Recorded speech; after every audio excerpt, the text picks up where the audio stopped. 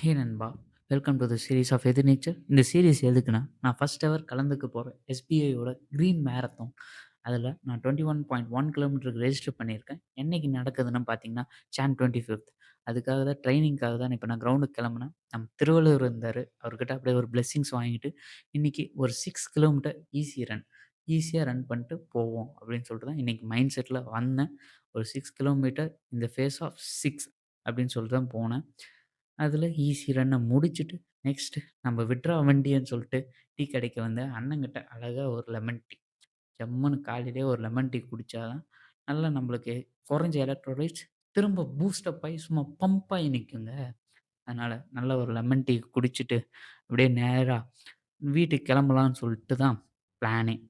அப்படியே அங்க கொஞ்சம் புரதங்கள் வாங்கிட்டு, கால்ல வந்து பார்த்தா, என்னடா இவ்ளோ பெரிய wound ஏற்கனவே பழைய wound தாங்க. அது திரும்ப திரும்ப அந்த ஷூ போட போட எனக்கு இரிட்டேட் ஆகுது. அதனால தான் நான் புது ஷூவே வாங்குனேன். இது பார்த்தீங்கன்னா, பூமா நைட்ரோ டிவிஏ 3.